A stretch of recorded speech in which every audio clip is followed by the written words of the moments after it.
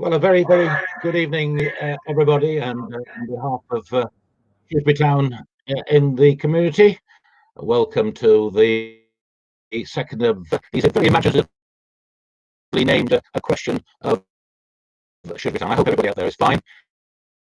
We're going to be having to hunker down again for another 3 weeks we're here, but I hope everybody's keeping healthy and well and doing everything that they should be doing. So just hope for the next sort of hour or so, we'll just take a mind off things a little bit. Whilst we have some interesting questions about Shrewsbury Town, a few general knowledge questions as well, we're also going to ask and also we have some information about Shrewsbury Town in the community. So welcome, and we're delighted to join us. Remind you that last week we had again Colin McAlee, Kane Ramsey. They were the winners against our town supporters, William Price and Ollie Warner. And so the players at the moment are winners. So let me just welcome and introduce to you our very brave competitors. If you look, I think you'll probably be coming up on screen. First of all, let's welcome Donald. Where are you, Donald? We'll say a little bit more about Donald. There he is. Nice to see you, Donald. Thank you very much indeed for putting yourself forward tonight for tonight's quiz. And Donald should have been with Omar Beckles tonight, but Omar, I'm afraid, can't be with us. So the stand-in is the one and only Dean Langford. He's the treasurer of SAHA Juniors, a season ticket holder at Shrewsbury Town, and also his children are supporters. There he is. Welcome, Dean. Thank you very much indeed. What were you doing 10 minutes ago? Well, bar clapping, finishing the clapping, just finishing our tea and just about to watch a bit of telly. So we've been painting the fence in the garden all week. So you didn't expect to be doing this and helping Donald to try and keep up the players' very good start to these series of competitions. No, I think you've definitely the last straw. So. Well, welcome anyway. It's a bit of fun, and don't worry too much about the questions. First of all, though, let's welcome our supporters. And where are they? They'll be coming up in any second, and you'll recognise both of them immediately because they're very well known to all of us. There's Phil, and there's Ant, and of course we got the two Thomases, the twins. Good evening, lads. Hey, Ryan. Hey, Ryan. A very warm welcome to you, and thank you also for putting yourself forward tonight for tonight's competition. Let me just tell everybody a little bit about you two. How you're coping anyway in the present circumstances. Are you hunkering down at home? Are you home working?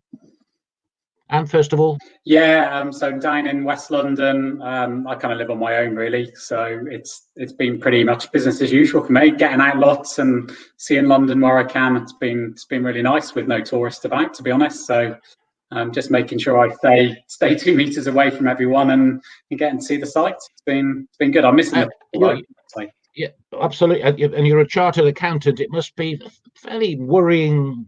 Certainly a busy time for you, with so many of the companies you work with concerned about what's going on at the moment.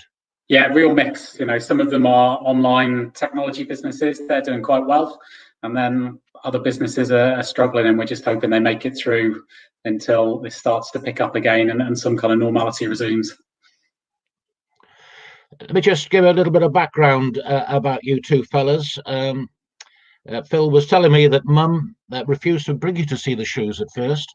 She thought it was too much likelihood of crowd trouble, so she took you, of all places, to a Telford game. And on this occasion, the game you went to was a Yeovil game. Telford lost 1-0. Mum really enjoyed the game. Fortunately, in Phil's words, Telford were away the following week, so shoes were at home. So you came to watch Shrewsbury, and ever since then, Mum's been hooked, and you two lads have been hooked. That's right. Interesting way of being introduced to Shrewsbury Town. Mum's been a season ticket holder for best part of 25 years now, I think, and she still goes to the games from Ludlow. So she absolutely loves it. She loves the community feel of the club. And like I said, we were just so fortunate that Telford were away that weekend. Otherwise, we'd have been on the dark side. Yeah. You could have been. So what was she worried about? Actually, was it reputation at the time, or what was it? What was the problem at Shrewsbury? I think so. It was the season 92-93, and Shrewsbury had quite a rivalry with Cardiff at the time. And around that time, we went to see Telford. Shrewsbury were playing Cardiff, and there was a lot of bad press on the radio and in the paper. So, but once you'd been to the Meadow, and we got involved with the Junior Blues, which was a brilliant community scheme at the time, and she loved it. She realised how good the football was for us and for families as a whole, and the rest, as they say, is history. Phil, you've got family, and you are also in North London. How's things been for you? A little bit different. So I'm on paternity leave at the moment. I've got my youngest daughter is just turned 10 months old, and I've also got a 3-year-old. So I'm full-time daycare daddy at the moment. So a little bit different to Ant's situation. I probably look a little bit more tired than he does, even though we're identical twins. So, a different situation, but we talk all the time, Ant and I, and we say we're very lucky to be in this situation. We've got roofs over our head. We've got food in our stomachs. We've got family around. We're very blessed. Compared to a lot of other unfortunate people at the moment. Absolutely. What's he like at babysitting, Ant? Is he a willing babysitter? He's good at reading stories. I'll give him that. I bet he's a wonderful, wonderful uncle. Phil, for a moment, favourite player was Dean Spink. I think he was probably one of mine as well. Also, as I think you already mentioned, attended lots of Junior Blue events, and I think Dean came along as well on those events, which made him very popular with yourself. You now live in London, but you were a season ticket holder for 18 years. Your most memorable Salop game, travelling, and I recognise this because I was there that night, travelling from London all the way up to Carlisle. I had half the journey. And an hour away from the ground, the game was called off. Now, I actually got to the ground that night. The lights were on, and my brother rang me from goodness knows where to tell me that the game was off, and I was actually standing outside the ground. I remember that night very well. We were in the pub around the corner, and we just ordered some food. And it was actually Simon Shakeshaft, who was the physio at the time, dropped down to text and said, "Lads, it's off." And he liked to joke, so we thought he was taking the mick. And it turns out it wasn't. And there were a lot of angry Salop fans that night. We also made the trip back when it was on. And of course, we saw a 1-0 loss. So it wasn't good all the way around. all the way around. Not one of the most successful games. And the most memorable moment was Everton in the FA Cup. And you being on the Riverside, the celebrations were something to behold. Absolutely. I think when we won that free kick in the corner, everyone was saying, just hold it in the corner and get a replay at Goodison. And then, of course, Ian Wone swings it in for Gemmo to put it in, and everyone just went crazy. Everybody went mad. Absolutely fantastic. And just a little bit more about yourself. You're now in West Kensington. Is it a posh part of London, isn't it? Sounds posh. It's not. So you're in West Kensington. Your most memorable Shrewsbury Town moment being a ball boy for the League Cup tie in 1994 versus Blackburn Rovers.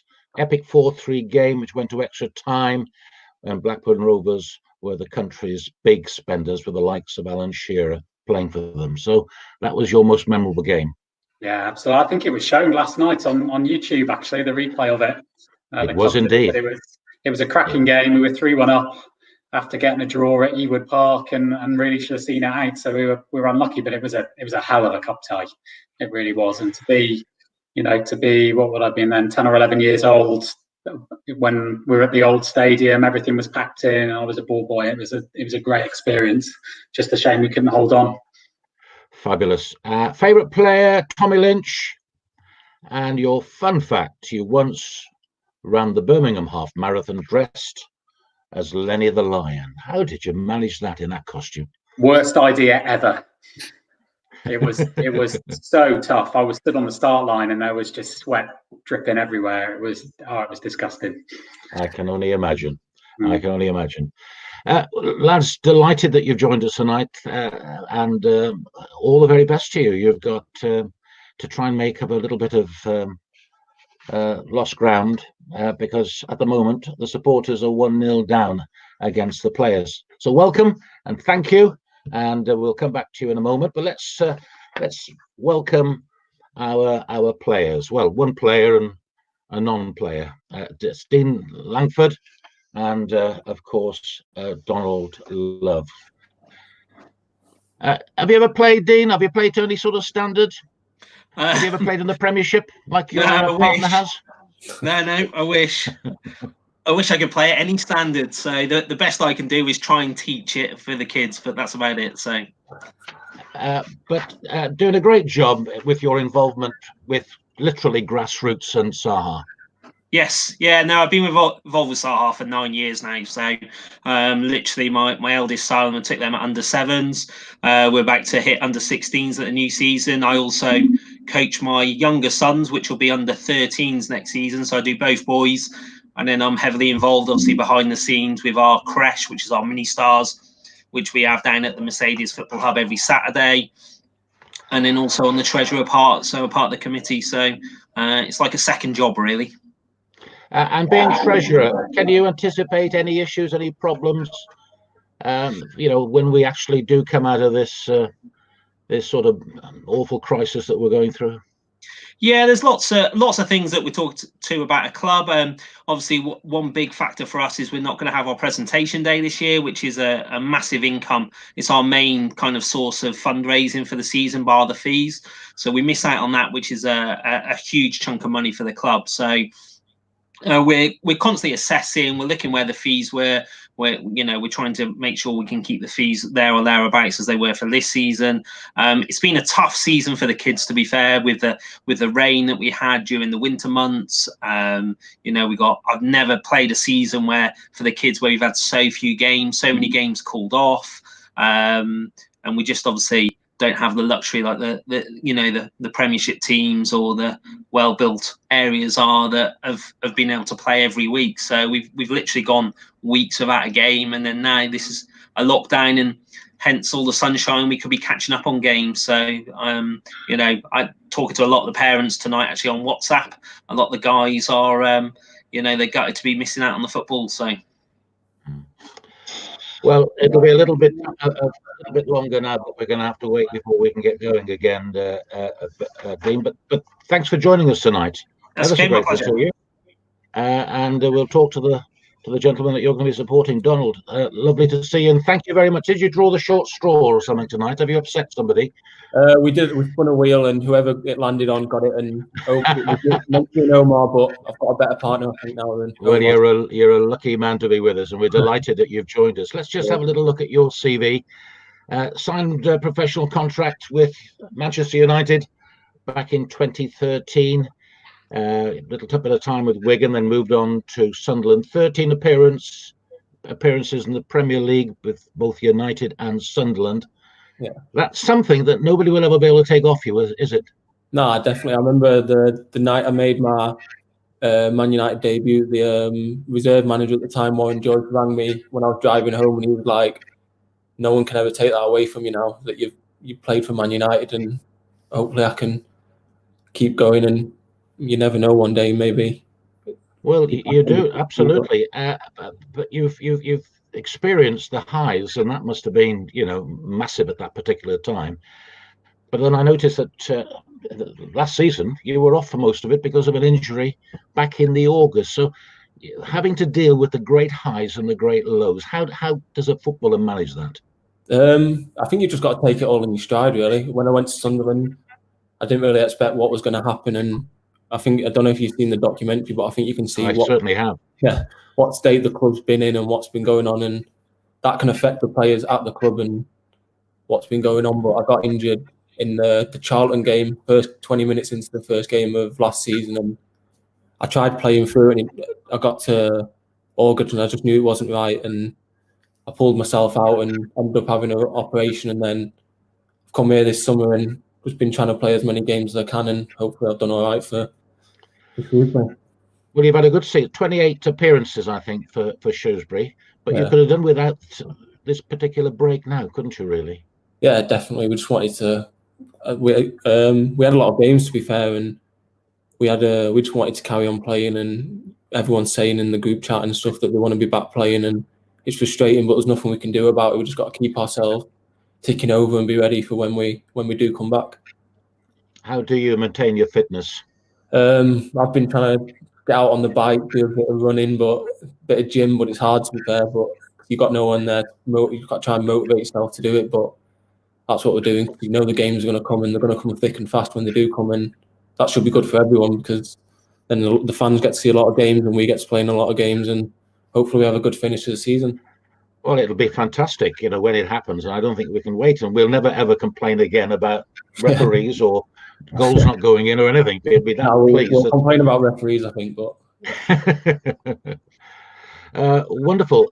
You were born in Rochdale, but because you've got a grandmother who's Scottish, you've played for the under-17s, under-19s, and the under-21s for Scotland. Yeah. Terrific experiences, actually. Yeah, I'm half Scottish. My dad's side of the family are full Scottish, so especially being my dad, he hopefully make him proud, and you never know, maybe make my debut like Jason's done one day, and he'd be proud of that, and hopefully proud of what I've done so far. Hopefully. So where's home for you? Where are you tonight? I'm in Shrewsbury still. My mum and dad live in Nantwich down the road, so they're not too far away. No, fantastic. So, okay. Yeah. Well, can I just say a huge thank you for joining us tonight. Good luck, all right, and do your best. And I think we'll start the quiz. So for those of you who've not seen the format, let me just explain. There are going to be 4 rounds. The first round will be Shrewsbury Town through the ages. Second round will be some questions about community issues and community matters. We're then going to have a couple of questions, what happens next, and then we finish off with a general knowledge question. And may the best team win. And we start off with our very, very first question. By the way, my as question master, my word is final. That is, unless my wife comes in which case that could all change. Right, let's start with we start first of all with our 2 supporters. We've got Ant and Phil, and the first question is this. Question 1. Who is the most capped former Shrewsbury Town manager? Is it Alan Durbin? Is it Asa Hartford, Jimmy Quinn, or is it Kevin Ratcliffe? Thoughts, PT? Oh, some big names there. I mean, Jimmy Quinn holds the record for goals, doesn't he? Northern Ireland, so he's obviously played a few times there. Oh yeah, that's a good shout. But Kev Ratcliffe, he's a Welsh legend, isn't he? Maybe he didn't do well for us, but it's got to be one of those 2. Yeah, I mean, I don't know a lot about Durbin or Hartford, but I'd go Kevin Ratcliffe as my first thought. I just thought he was played at such a top level, didn't he, that he was probably playing for Wales from a pretty young age. Yeah, you think defender probably lasted a bit longer than Jimmy, but I agree, it's one of those 2. In fact, he's still on the TV now. Yeah, after his managerial attempts.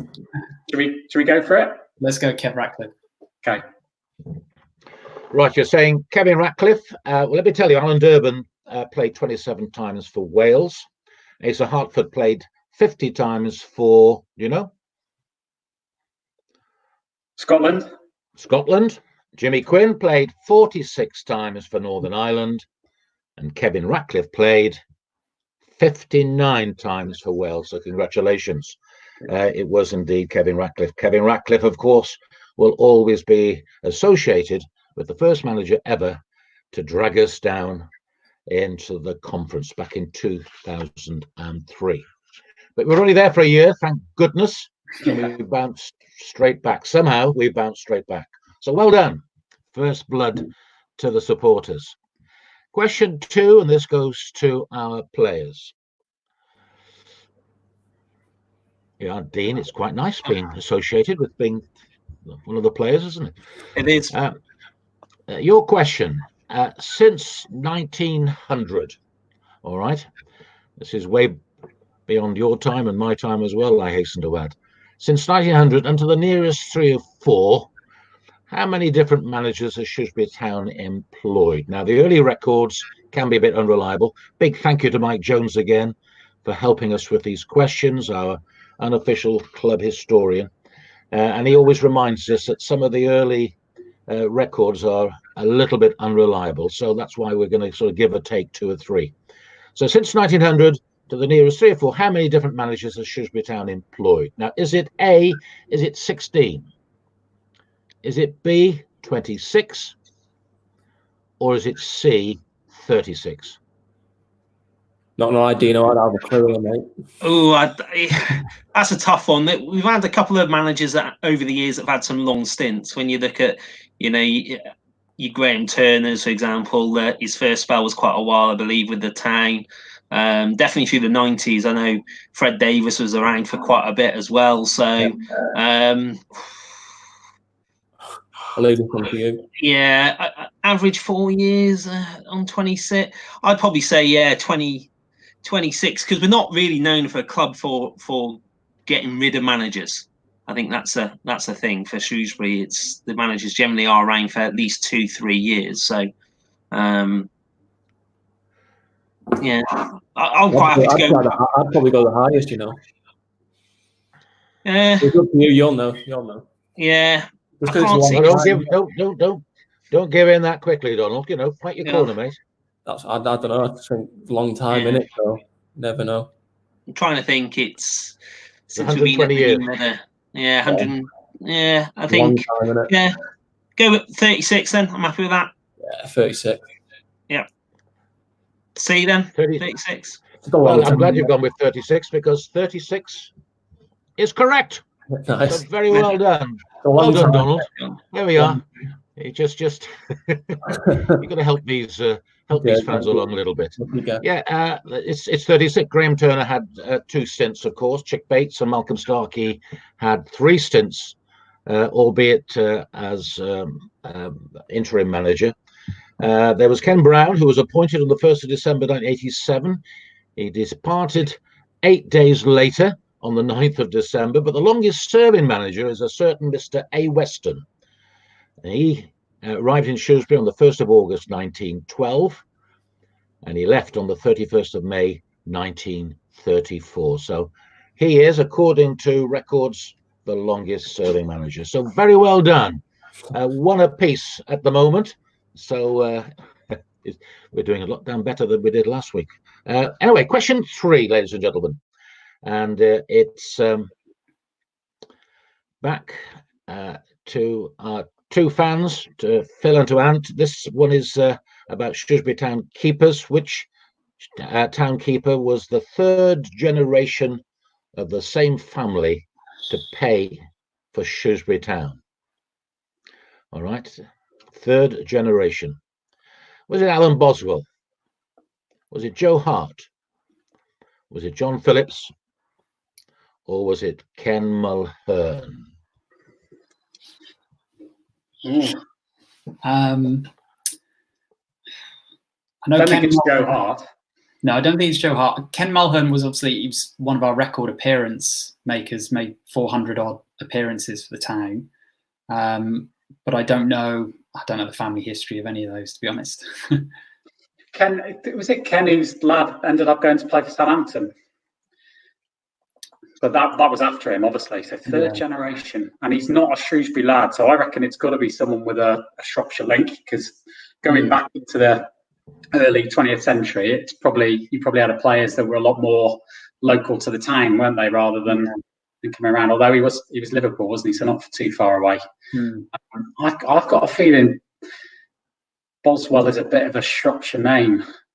But I don't know if he was the keeper that went and played in the Sunday leagues after, something like that. So I think it's either him or John Phillips. Yeah, John Phillips is a pretty boring name, isn't it? So it could be him. What do you think?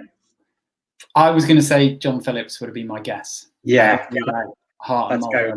It's a 50-50. Yeah. Let's go, John Phillips. C. Okay, John Phillips. Well, your logic and your working out was admirable, because you're right.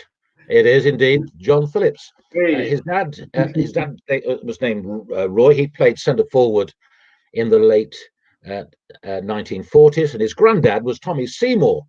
He was a left back in the mid 1930s, so he was the 3rd generation of that particular family. Now, Ken Mulhern, you mentioned Ken Mulhern. His grandson Harry Lewis, he went to Southampton. The last time I heard, he was on loan in Scotland somewhere. But I saw Ken Mulhern one day when Harry was playing. It might have been for one of the England under 21s or whatever it was. And Ken was hiding down the players' tunnel. And I said, Ken, what come on out. Why are you there? He said, I can't stand to watch. Now, this was Ken Mulhern, ex-Stockport, ex-Manchester City, ex-Shrewsbury Town.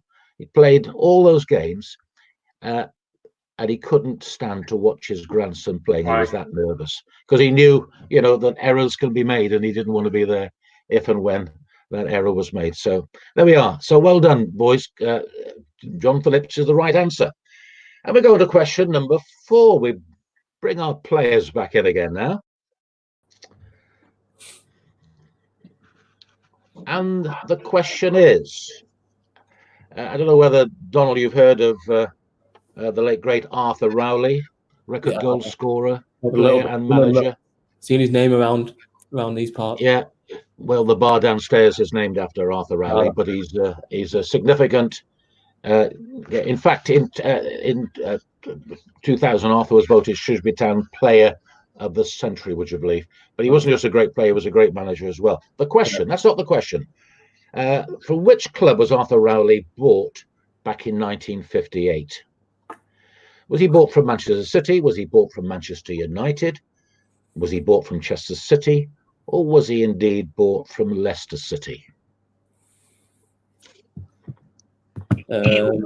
It'll be a guess. I know one of the banners round the side of the family stand area says that a player was brought from Manchester City, but my head's kind of thinking it was Alf Wood. I think he's on one of the banners that we have outside the stadium. I had a feeling it was Man City.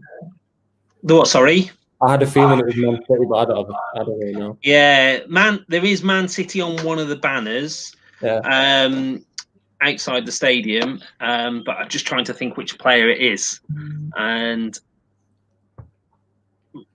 how far is Leicester from here? It's about hour and a half, 2 hours in current driving conditions, but it won't be. I can't see it being Man United. Nah, Chester's the other one. I don't know. My head when the question was being read was Man City, but who did you say came from Man City? Alf Wood or something. Yeah, I think it was Alf Wood who actually signed for Man City. I know there is as you walk up to the terraces, there is a player that says signed, but I don't think it was Arthur, but I think it was a different player. So I'll tell you what, Chester or Leicester. Okay. You can pick we'll go. I think Chester's the closest, so let's go Chester. Yeah. You're going with Chester. Yeah. Well, I'm sorry, boys, you're wrong. Arthur Rowley was bought from Leicester City back in 1958. Shrewsbury Town paid the grand total of £7,000. I suppose in 1958, £7,000 was quite a lot of money. But he was bought from Leicester. But there's something else, a bit of interest here, which I wasn't aware of, and this was Mike Jones telling me this. Arthur's first ever club was actually Manchester United, and he signed for United as an amateur on April the 25th in 1941. Remember, it's wartime. He played the next day at Anfield versus Liverpool at the age of 15 years and 5 days, alongside his brother Jack. And Arthur, I'm told, is still the youngest ever Manchester United first teamer. So there we are. But it was Leicester City that he was signed from in 1958. So unlucky, boys. That's the first one you've tripped up on. Yeah. But there's still lots of time left. Nice. Right. This is question 5. And we go back to Anton to Phil. And question 5 is this. What was the score in the very first competitive fixture to be held at, it was the Pro Star, I think, was the first name of the what is now Montgomery Waters. I think it was Pro Star, wasn't it? What was the score for the first competitive fixture at the new stadium in 2007? What was the score? Now, I've not got any options for you. So I want to know the score. I've got a guess at this, Phil, because 2007 was Gary Peters, wasn't it? Gary Peters, yeah, he carried on. Yeah. Was Dave Robinson? He played for us under Gary Peters, didn't he? He did. You're thinking of the game where he scored against Hat-trick. Bradford 3-1. Yeah. Right, but I felt that was later because he also played under Graham Turner, didn't he? Because we sold him to Torquay when we lost in the playoffs to them. Do you remember? Yeah, that's right. That controversy. I was thinking, do you remember Shane Cansell Sheriff when he scored that goal Against Macclesfield. Yeah, and it hit the bar and then hit the keeper and then went in. Yeah. That was the one that sprang to mind, but I don't know if it was. That was 4-0, wasn't it? That was the first. Yeah. That was the other one I thought of. I just couldn't remember if that was Pro Star, but we were wearing Pro Star then, weren't we? I think we were. That's right. Yeah, I remember Cansell Sheriff. Let's go with 4-0 then. Do you think? Oh, Ryan, don't say anything too soon. Are you going with that? Say 4.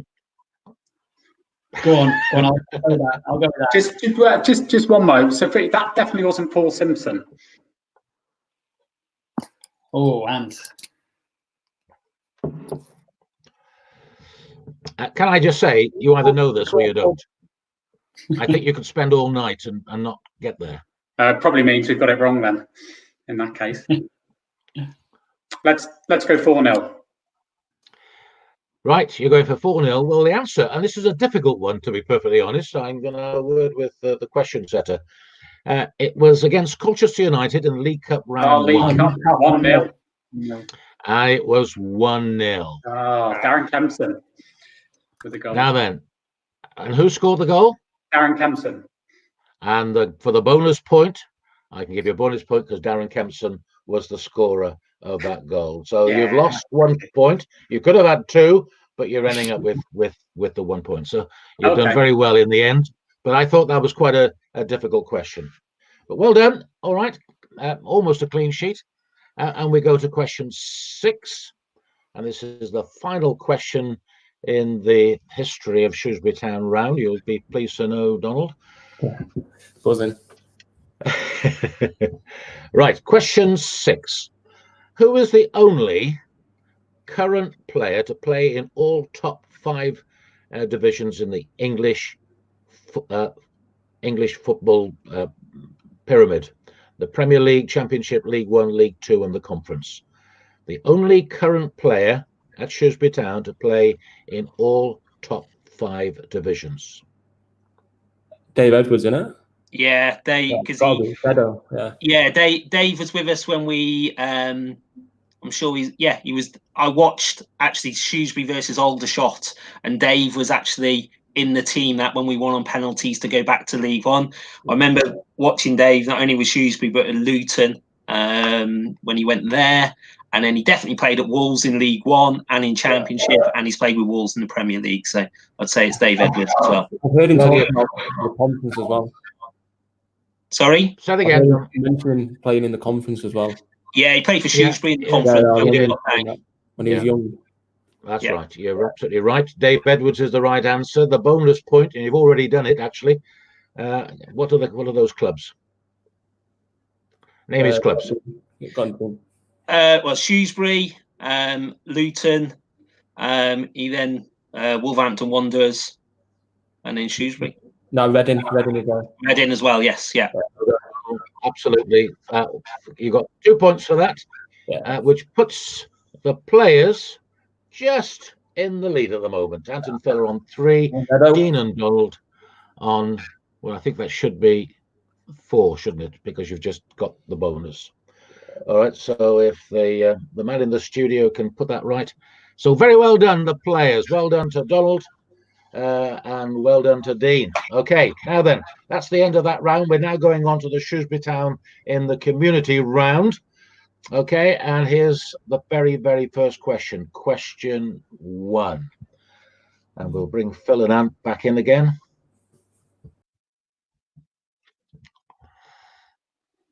It's definitely 3-3, Ryan. It's a good job you're not in charge of the scoreboard or something at the Meadow, isn't it?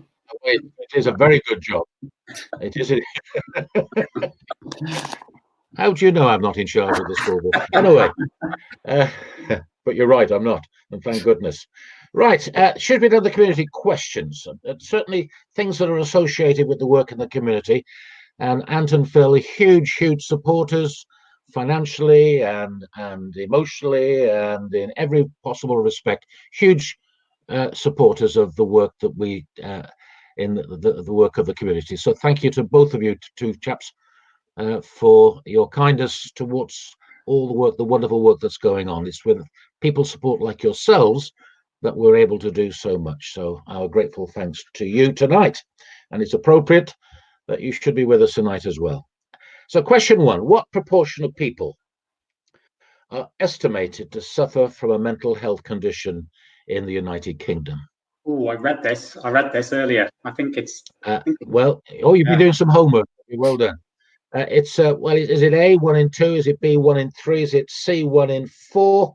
Or is it D, 1 in 5? And I should think at the moment it's probably higher still. But yeah, I saw on the Heads Up page, which I think it's a shame Omar's not here because he does a lot of work, doesn't he, with Heads Up? It's a great initiative. I think it said 1 in 4. I'm surprised it's not higher than that, actually. Because I know the current, like Ryan said, currently what happens as well is, everyone's supporting the NHS. One of the big things that will come out of this will be the impact to mental health. It's a tricky time for all, right? So, and it really does touch on a lot of people's lives. So 1 in 4, I think I agree with you in the answer, Ant, and agree it's probably even more than that in reality. I think most of us, when we have issues, we, make the best of it, don't we? We grin and we suffer it quietly. You're absolutely right. It is 1 in 4. So congratulations for that. And at the moment, I should think that 1 in 4 is probably not particularly accurate, because I know a lot of people are going through very difficult times, and particularly will be aware of the many business people that he works with, who must be worried sick with the circumstances that we currently find ourselves in. Yeah, it was good to see the club saying earlier that if anyone wanted to just reach out and talk to someone, they could send them a direct message on Twitter, which is great to see, and an important message. I think a problem shared is a problem halved and all that. So do reach out if anyone needs some support. Wonderful. So very well done, lads. We'll now go to question 2, and we go back to our players with their question.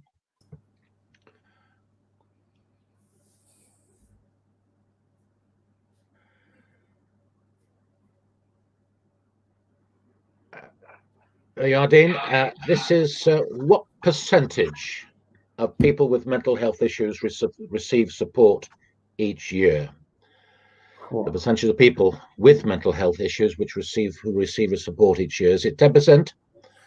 Is it 25%? Is it 40%? Or is it 50%? What percentage of people with issues get support? Hopefully it's the highest one. So. Yeah, you'd hope it's the highest, but I got a feeling it's a lower one.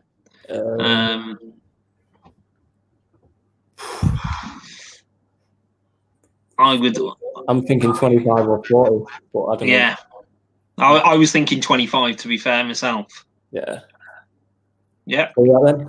Yeah, happy with that, 25. Yeah, happy. I don't think it'll be 50. No. Yeah, 25.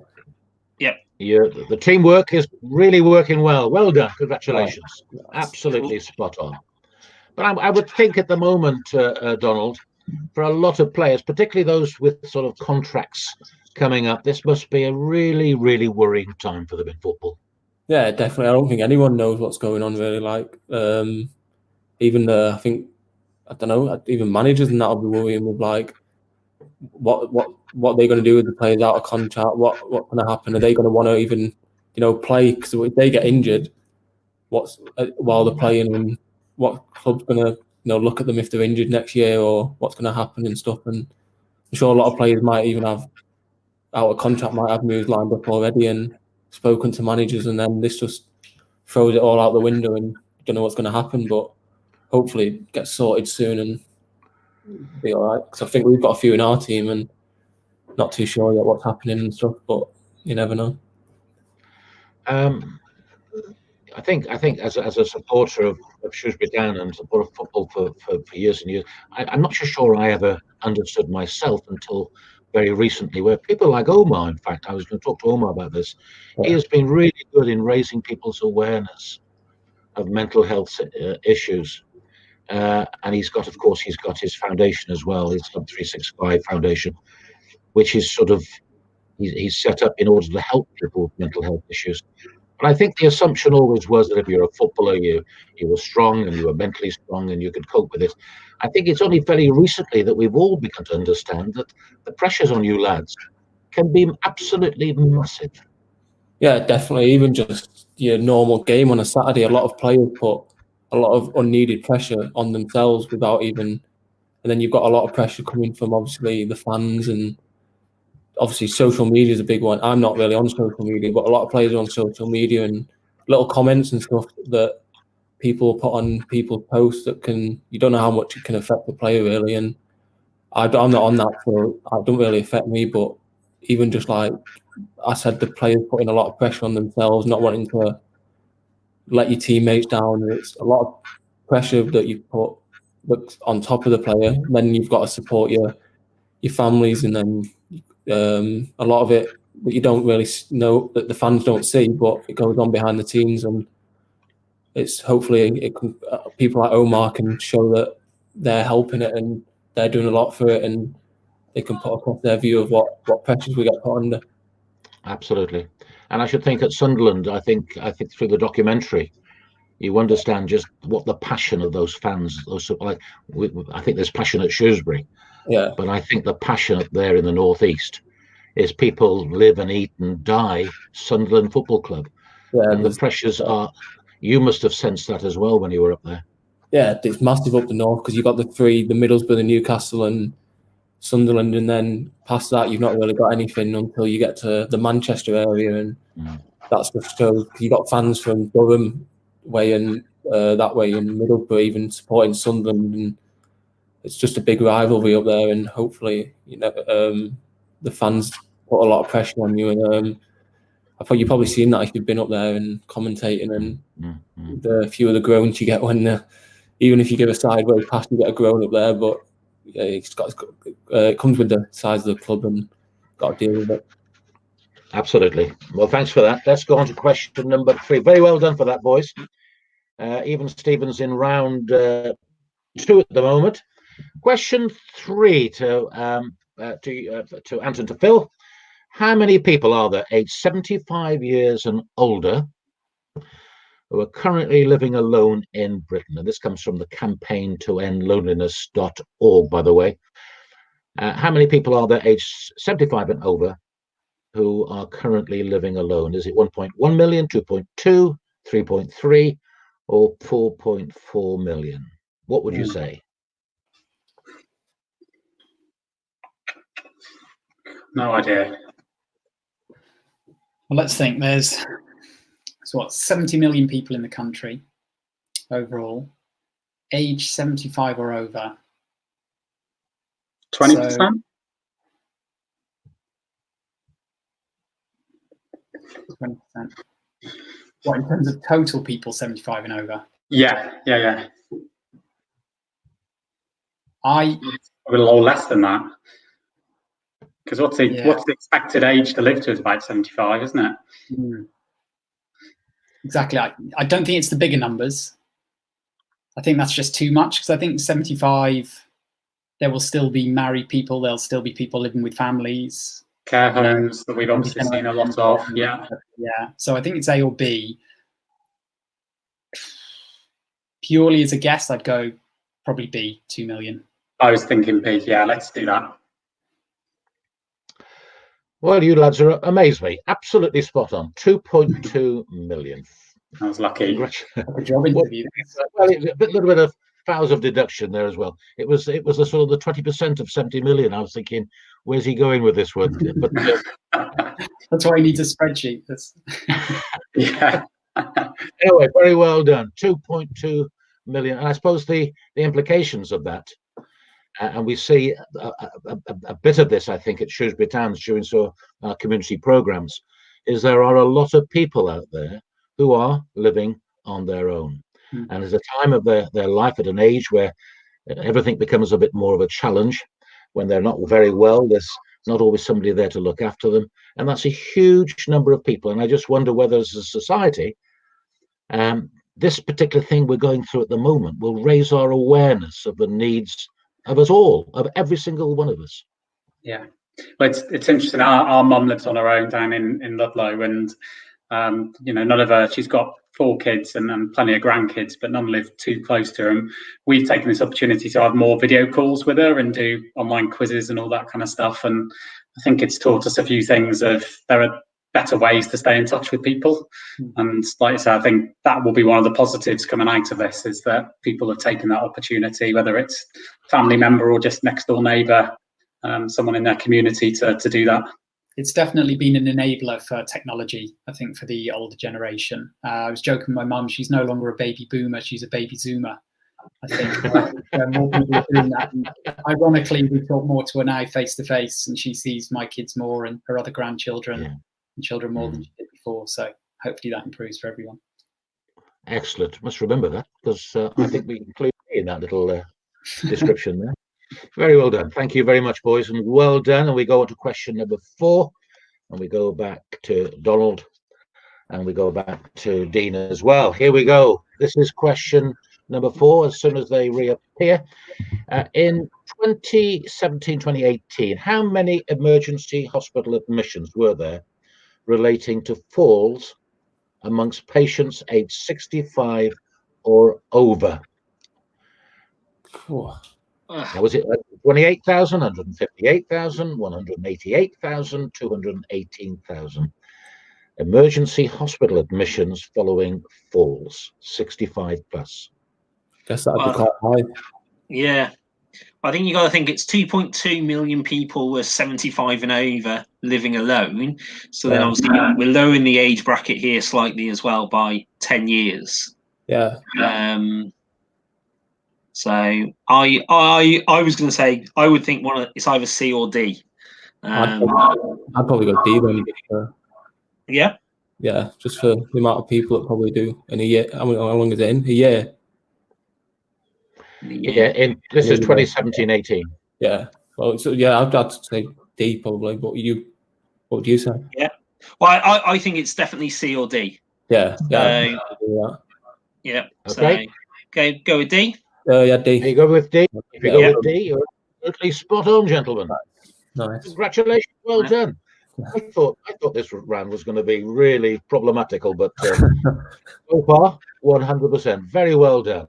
Nice. Yes, and once again, the whole issue of people falling, and as you get older, you do have falls. It's not quite happened yet to me, but it will happen, no doubt, in due course. Brilliant. Well done. 100%. Question 5. 2 more questions in this particular round, and then we're going to watch a video of one of our case studies involving one of our participants, Matthew Worrell. But question number 5. How much money does it cost to run Shrewsbury Town in the community each and every day? 2,202, 2,702, 3,202, or 3,702?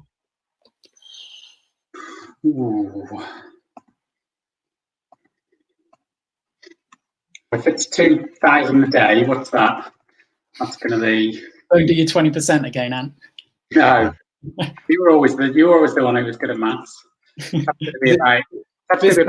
Calendar days. Yeah, it's going to be about 700 grand a year, isn't it? 700 grand a year. And whereas the top end is going to be over $1 million a year at 3,700. Oh, I don't know. Last week they were talking about the amount that had been raised or invested through Shrewsbury Town, the community, and it was like, I think 2.8 or 2.9 million. So that gives you kind of ballpark what numbers we're looking at. So it's not unreasonable. It wouldn't be £1 million, right, to run that. 25 staff. Think of all the stuff they do going out to the schools, the coaches.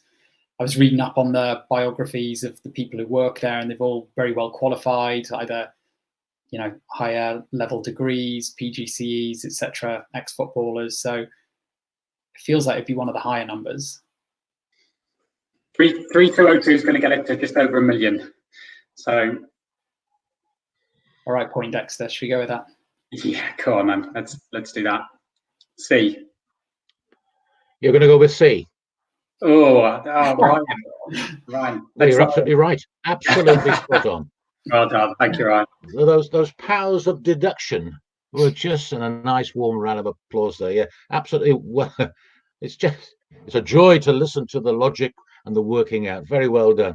And I suppose that's why, and we're blessed that we will get the community program will continue, even though that we've had the setback of this of this awful virus. And I think that's one of the great blessings. I was just saying to Donald about the lack of security of our footballers, especially those who have got contracts coming up very soon. I suppose the great blessing for us as supporters involved with Shrewsbury Town, and you're aware of this, Ant, as much as anybody, is that we do have a financially secure football club, all thanks to our chairman.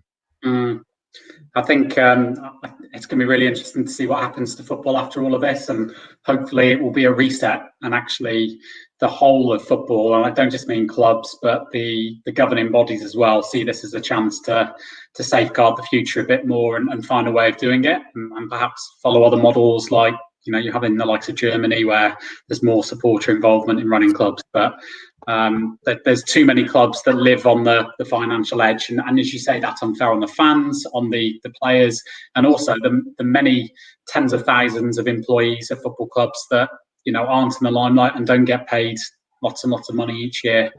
So let's just hope that's another positive to come out of all of this. Fantastic, and thank you for that. Last question in the round.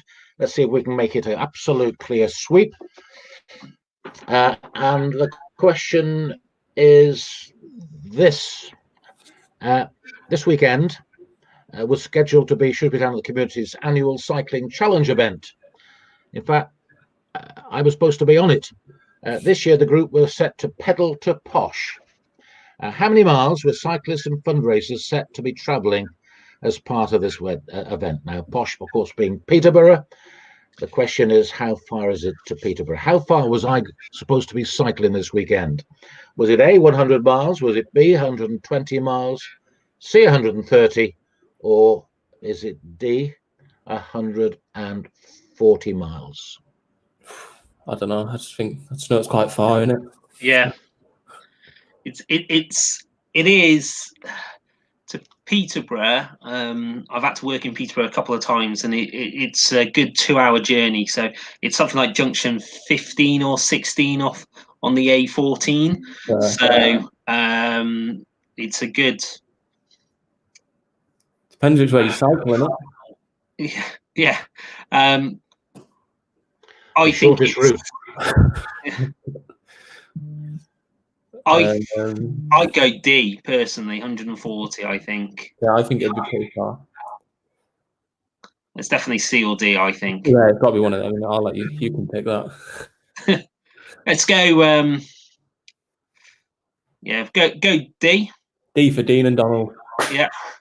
You're going for D for Donald, are you? Oh dear, oh dear, oh dear. Oh, you're absolutely right. Fantastic. Very well done. 140 miles. It's etched on my brain. 140 miles. My wife, well, she thinks I'm crazy anyway. Well, very well done. Yeah, Nick Jones has just popped up. He knows this because he's one of the cyclists that we've been saved by the virus. My goodness, but no, I mustn't say that. So very well done. Clean sweep of what I thought was going to be a really, really challenging round. So well done to Dean, and well done to you, Donald. Right, you can take a rest for a couple of minutes because we're going to show you a video now. And this is a video of one of Shrewsbury Town Football Club's heads up, a participant, Matthew Worrell. And it just gives you a little bit more insight into the fabulous work that's taking place at Shrewsbury Town and the community. And it'll be coming up in just a moment. Well, I'm Matt, I'm 20. My diagnosis is ADHD and EUPD. 2 weeks ago on Wednesday, I was in a really dark place, started self-harming, hurting myself. But the thing that snapped me out of it was, oh, I've actually got Thursday. Why am I doing this when I have actually something to look forward to? Like, all the people in the background are just lovely people, my friends, and I would, if this never happened, I wouldn't have said that, and I'm assuming most of these people, if it wasn't on, would be in a lot worse positions than what they are. Like, they're all here running around, having jokes, having laughs, get to do something we like for an hour. So it just takes your mind off pretty much everything. So if I'm having a bad day, come here, people will ask how I am. It's like a family, and it's just like, for an hour I'll forget everything and just be like, oh cool. Then after that, that's when it could come back. But at least for an hour, I'm fine, I'm happy, I'm laughing, which is like before I had all the like spirals. It's actually helping him manage his condition, because sometimes his condition has impacted on like his weight. But with this session, he's able to come every week and exercise, and it's really had a positive impact on him. He was really shy, not really confident when he came, but now like he's one of the most nice, bubbly lads you'll ever meet. He'll talk to you, he'll talk to anyone. He just loves the fact that he can come to a session and call it his own and just be able to play with his mates. It's great. No one knows how much this has helped, which is the shocking thing, and it's helped everyone, even if they no longer come here because they've moved on and they're actually a lot better. It helped them for that time. I'd like to thank Harry and Jordan. Without them, this wouldn't be possible. So thanks.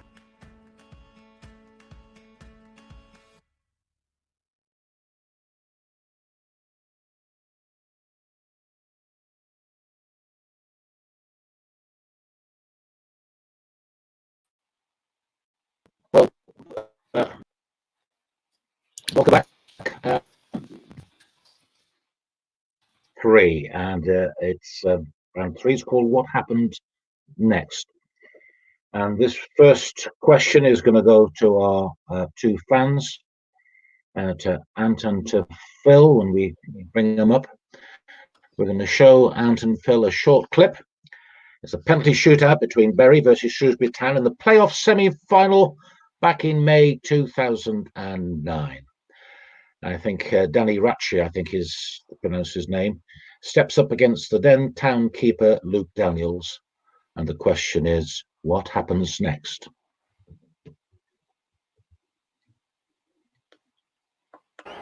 Danny Ratchie coming forward to take Bury's 3rd penalty. Again, Daniels out of his goal. It's all psychology, this, isn't it, between goalkeeper and penalty taker? Of course, and the referee's just got to get a little bit firm here. Being quite precise about where they place it.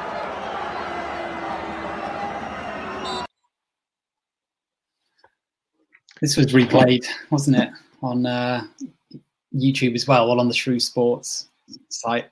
It was a cracking win. I don't know this penalty in particular, though, Anne, do you? I could be way off this, but I thought we won it like 5-4 rather than 3-2. So, I mean, I was hoping it was going to be really late on in the shootout, and we go, oh, he definitely saved it. But I reckon he scored this one. I reckon Daniels' save comes quite late on. What do you reckon? Can you remember it? I can remember watching it. I just can't remember I was there. I just can't remember that clearly. But I didn't think he saved lots of pens. Or did he? Did he save a couple? All on you, this one, AT. Oh no! No pressure. Surely we wouldn't show Bury scoring a goal unless you're trying to be nasty to us. Let's say he saves it. Keeper saves it. Let's have a look.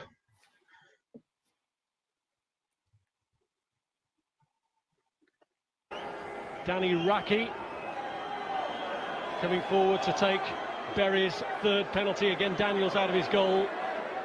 It's all psychology, this, isn't it, between goalkeeper and penalty taker? Of course, and the referee's just got to get a little bit firm here.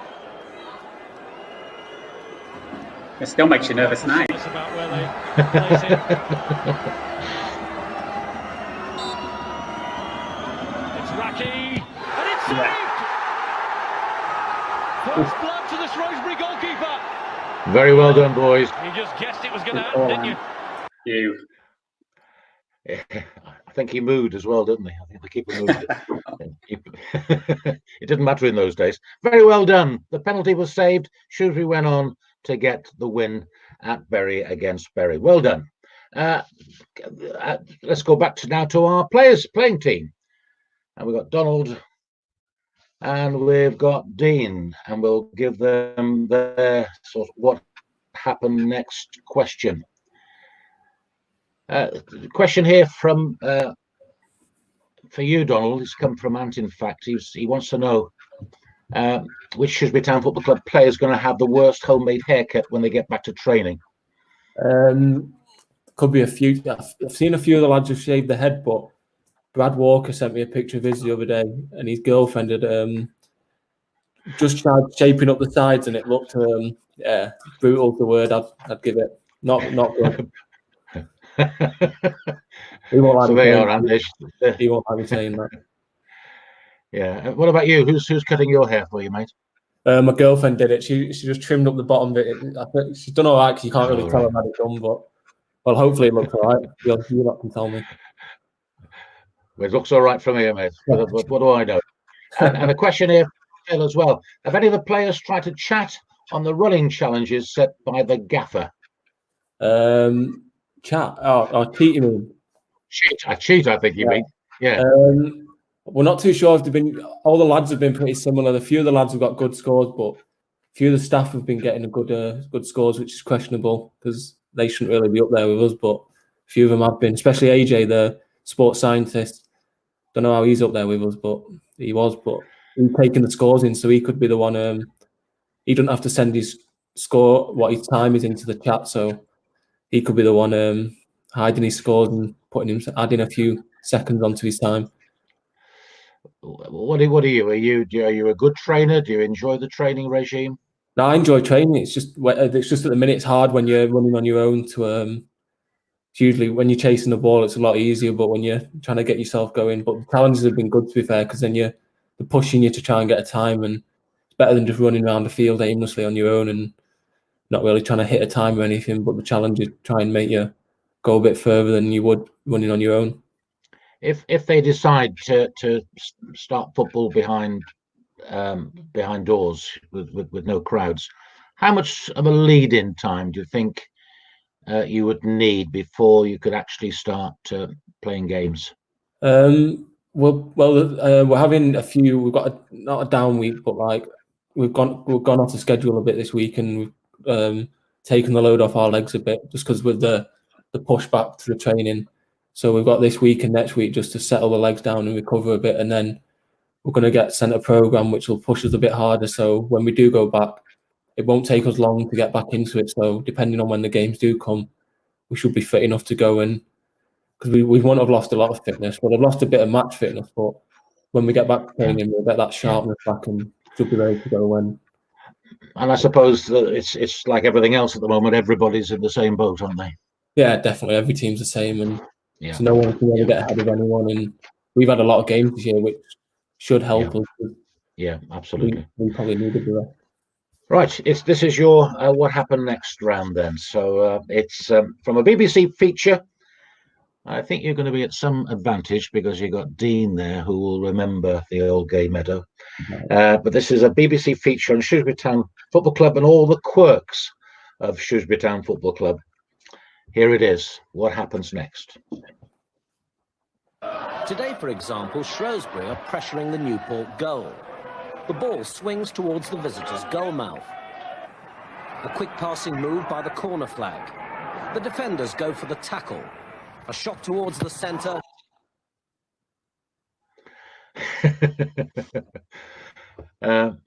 What happens next? I saw this on Facebook. You know this, Dean. Yes, I thought. Yes.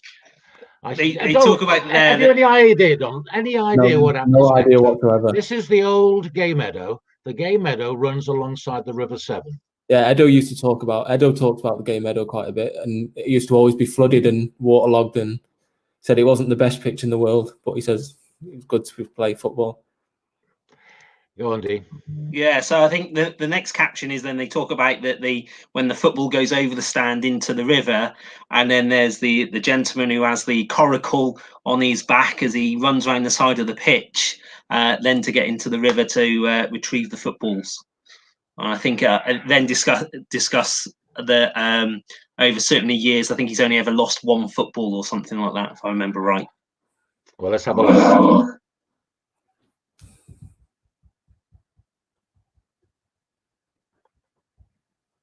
Today, for example, Shrewsbury are pressuring the Newport goal. The ball swings towards the visitors' goal mouth. A quick passing move by the corner flag. The defenders go for the tackle. A shot towards the centre, and the ball, as it often does, disappears out of the ground. Now, there's a problem in retrieving balls down at Shrewsbury.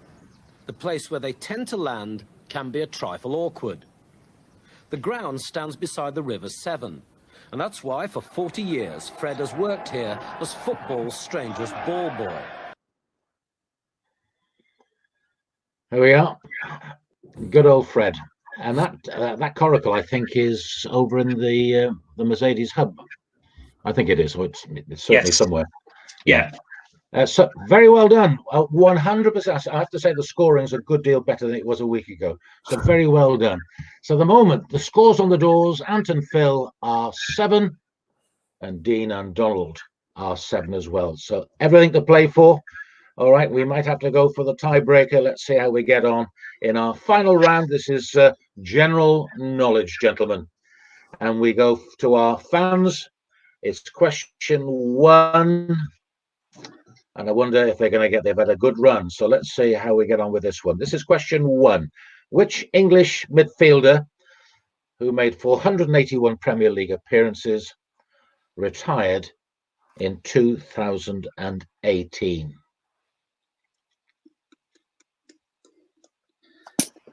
It doesn't sound like an English name, but Gareth Barry just jumps to mind in terms of someone who played a lot of games in midfield for various Premier League clubs. Oh, we did. That's a start for 10. What about Big Fat Frank? When did he retire? 2018. Would that have been? Did he go straight to manage Derby? No, he went to the US, didn't he? He played at New York City. I think they were, weren't they? He was one of their overseas players with David Villa, or whatever his name was. Premier League. Gareth Barry's not a bad shout. 2018. Who else Carrick? could be? Michael Carrick. He had a long career. He played for United, Spurs. He's coaching at United now, isn't he? So he's not long finished playing there. Did he go? I mean, yeah, he was around for a long time. And he was always Premier League, wasn't he? Because he started for Spurs when he was young. He was like the next big thing, wasn't he? Yeah. Well, think about it also in terms of number of appearances. That would have had to have been 11 or 12 seasons at 30, 35. He was pretty regular at United, wasn't he? Whereas I think Lampard played more. Let's go Carrick then. Okay, we'll go Carrick. You're going for Michael Carrick? Yeah, is that your final answer? Yeah. You're absolutely right. Very well done. Great. Well done, what a team. What a team. Anybody would think you were twins. It was amazing. Absolutely wonderful. Well done. Right, question 2. We go back to our players. Player plus Dean. And here we go. Who in 2012 became the first player to score in 4 FA Cup finals? Ooh. 2012. Ooh. Arsenal won it quite a few times, didn't they? Yeah. Around that time. Wasn't. No, I can't. I know that with the Arsenal players, I think the one final was Lundberg and Parler. The year after when they played Southampton, I think, was Perez who scored the goal. So Could be United. yeah, Giggs, Rooney. Go on to there. Chelsea. Trying to think who would be. Who was around Chelsea, Arsenal, best strikers? Aguero wouldn't have been around them, would he? What about Drogba? Could be. Chelsea's got a few finals back then. Yeah. Go for him. First player, but then that would be into the mid. That was around that time, though, wasn't it? Yeah. That's what I was thinking. But I can't think of him. I can't see it being Rooney, because if it was 4, so you would be looking at, again, 2007. That was when Ronaldo was around as well. Ronaldo. No, I can't see it. No. Go with yours. Yeah. Makes sense. Chelsea, Arsenal. Chelsea used to play Arsenal quite a bit, didn't they? Yeah. It's going to be onto there. I'm just trying to think. It's around the Man U. 2012 was around the Man U era. No. I'll go Chelsea. Yeah, I'll possibly go Drogba then. Yeah, I'll go Drogba. Yeah. Okay, your final answer? Drogba. You were very close. In fact, you were absolutely spot on. Didier Drogba. Very well done. Nice. Very well done. What a team. Have you two been practicing, rehearsing? Have you been... miles better than Omar, isn't he? Very well done. That was brilliantly worked out. Excellent. Right, question 3 for our 2 supporters. Right, boys. Neck and neck. Very appropriate. The Thomas Cup. The Thomas Cup is related to which sport? Is it tennis, cricket, basketball, or badminton? Have you heard of it, PT? No.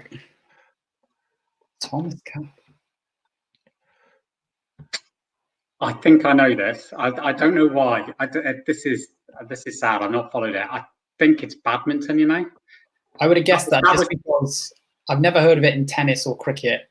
Basketball, I don't know a lot about, but no. I've not heard about it, any of the other ones. Badminton was what came to mind. Thomas Cup. Well, we'll know about it from now on anyway. Badminton, okay. Ryan, yeah. You're going for badminton, and badminton it is. Yes, you'll always remember now your very own trophy. Yeah.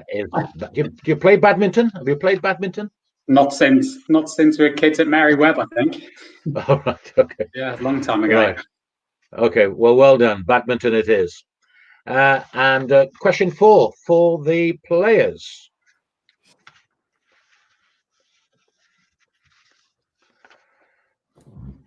We've got 2 questions left, by the way. So we are absolutely neck and neck here. The number of players on each side in water polo is 7, 8, 9, or 10. Water polo. I don't have a clue about water polo. I'd go 8 if I was guessing, but I don't have a clue. Nah, see, I'd go 10. See, because water polo. You have the. I'm just trying to think actually.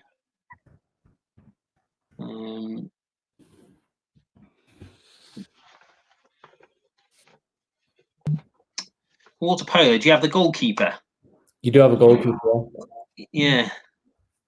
So goalkeeper, 4 8 players. Can't see it being that many. Okay. Hang on. How many? Actually, no. How many players on each side? Okay. So it's going to be minimum 7 or 8. It's not going to be 10 player. What you're going to have? A goalkeeper, 2 defenders, striker, 3 midfield. Yeah. What's that? 7, 8. Okay. 8. I wouldn't even say that, you know. What have I given there? Goalkeeper, 2 defenders, 3 midfields, that's 6, and a striker. Little formation there. I'd go 7. Okay. Do you want to go 7? That's up to you. Yeah. Go that analogy. 2-3-1 with keeper. Yeah. Okay. There, 7. 7. Yeah. You're going for 7. Depends how big the pool is. And you're absolutely right. 7 it is. Well done, boys. We went to 8. I was thinking they're going to say 8. They're going to get this wrong. This is going to be the first hiccup. Well done. What a run you're on. Brilliant. Very well done. And we do come now to the final 2 questions. It's absolutely neck and neck. Well, which way is it going to go? Will we need this week our tiebreaker? Right, here we go. Question 5, and this is for our fans. Can we just call it a draw now, Ryan? This is your. I think I'd take the score draw, to be honest. You want to call it a day now, do you? Well, let's have a look. I'm not sure Salop have scored this many goals in 2020. Well, you've done very well. Both teams have been inspired tonight. Right, this is question 5. What is the minimum total clearance break possible in snooker? And that's potting 1 red at a time. 70, 72, 74, or 76. So you pot a red, then you miss a colour. So you have 15 reds, that's 15. Then you've got 2. Oh, hang on, what is the minimum total clearance break possible? Oh, that's different, isn't it? What does this just mean? You pot all of the reds and then the colours? Is that what they're saying? Yeah, potting 1 red at a time. So it's 15 reds and 15 yellows. Yeah. 15 reds, 15 yellows. That's 45. Yeah. And then yellow again, 2, 3, 4, 9, 14. Whose is that phone? It's not mine. Is that yours? Yeah, it's the missus saying the baby's awake. Brilliant. 45 goes 47, 50, 54, 59, 65, 72. That's what I make it. Is that what you make it? Let's just check those maths, and after your 20%, I'm not sure. 15 reds, 15 yellows is 45. 45, yeah. Then you've got yellow is 2. 7, 9, 14, 20. 27 clearance from the colours. Yeah, so that's 72. 45 plus 27. 72. 72. That's your final answer? Yeah. And the answer, gentlemen, is 72. Very well done. Well done. Very well done. Good little bit of maths involved in that. Congratulations. Good. Right. Then we come to our last question. And there's no pressure here on our players.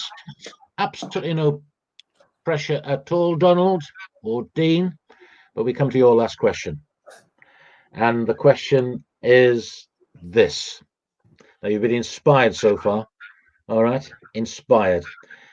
How many years old are horses that run in the Kentucky Derby?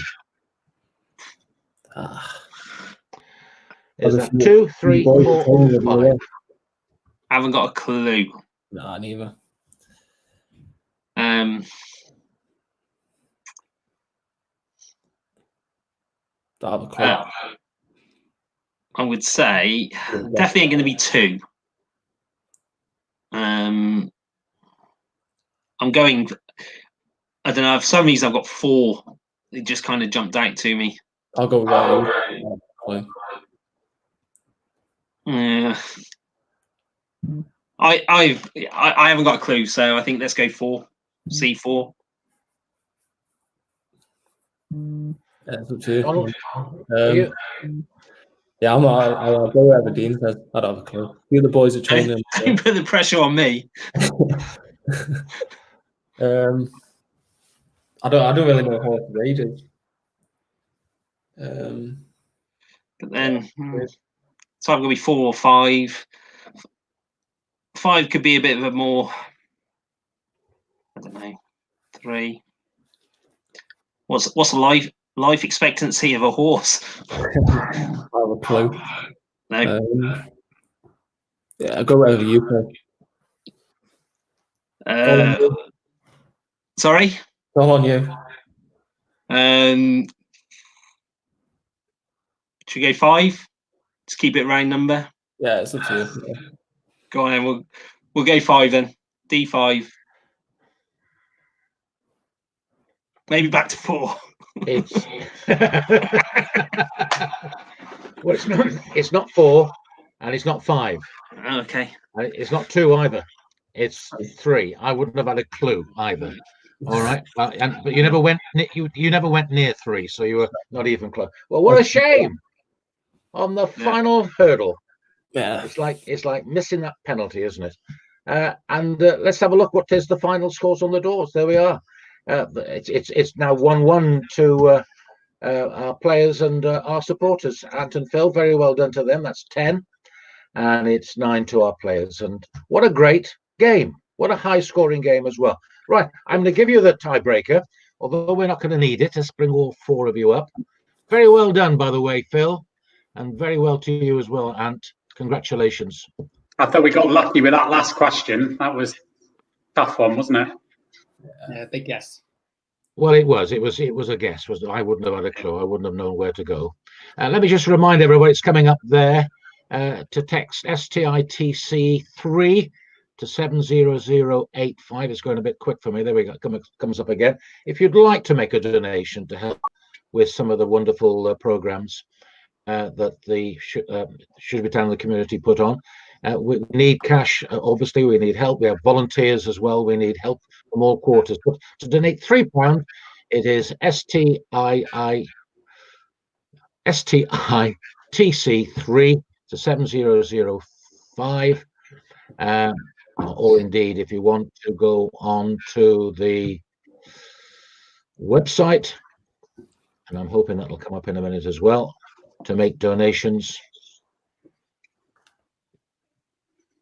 There we are, to the Just Giving site, justgiving.com/Shrewsbury Town CST. And we'd be very grateful for any donations. Let me just give you what would have been the tiebreaker. All right, and it's the nearest. We'll play 4 individual games here, all right, for a bit of fun. Everybody at home can have a go as well. The size of the pitch at Montgomery Waters, we're talking in meters now. All right, the size of the pitch at Montgomery Waters, what is it? And I will take your guesstimates. All right, and we'll play individually here. Okay, we'll see who's the nearest. I'll have a go. Do you want to go? Go on, Donald, do you want to go? Okay. He's running now. At the moment, you're just running across the pitch, aren't you? Just to see if you can work it out. Yeah. When you say size, Ryan, do you mean length and width, or just the length? Length and width. What is the? Give me the width.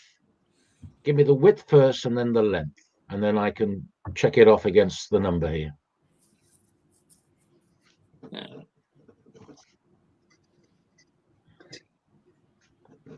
Meters. Donald, do you want to go first? I want to go last.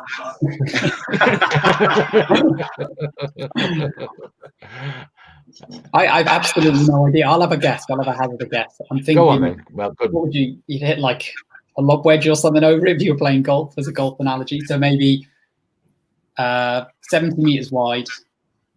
This could be so far off. It's embarrassing. 70 meters wide by 120 meters long. So that's say it again. 70 meters wide by 120 long. I might as well have said a mile, because I have no idea. You don't hit your pitching wedge that far. I'll go 120 by 80. Or 80 by 120.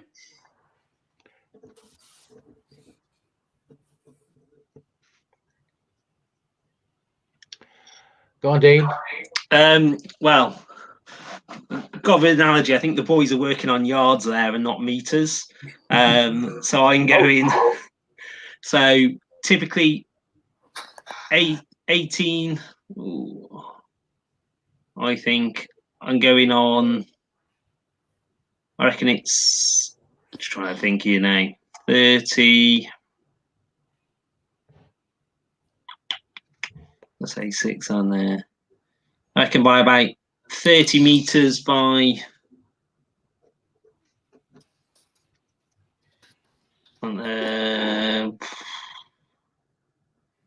about 65 meters, I think. 30 by 65. Yeah. Okay, come on, Donald. What were the answers so far? You got 70 by 120. You got 80 by 120, and you got 30 by 65. So a little bit of a sort of variation there. I'll go 70 by 115. Yeah. Is that in between? Yeah. Yeah, split them. You're 70 by 115. Yeah. Well, we've got a winner. The actual measurement is 71 by 105. So who said 70 by 120? Okay. Who's that? Hopefully me, but I can't remember. It was you. Congratulations. 70 by 120. All right. And you have won Well done. tonight's star prize, ladies and gentlemen. Is that 115? So 115 by 70.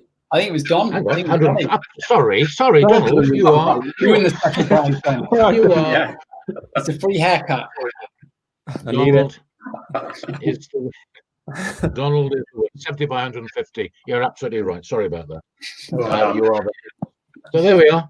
Well, you should know how big it is. You're running across the damn thing all the time. Yeah, I'm always going. Well, that's it. I think that's the end of our quiz, gentlemen. Can I say a massive, massive thank you to you, Dean, for stepping in. Bit of fun, though. You enjoyed it, I think. I did, yeah. No, it was my pleasure. Glad I could join in. Well, we're delighted you came along. And thank you also to you, Donald. Can we wish you all the very best for what we hope will be the rest of the season? We hope we do have a rest of the season. We surely will. Wish you the very best. Hope to see you in action very, very soon. And thank you for drawing the short straw and joining us tonight. I know it's fun. And our victors tonight, our twins, a big thank you and congratulations to Ant and to Phil, because they are indeed the winners. And thank you, ladies and gentlemen, those of you and boys and girls who are out there who've been listening tonight. Thank you to you. Hope you'll join us again next Thursday. And that's it. Good night. Thank you very much for joining us. Bye-bye.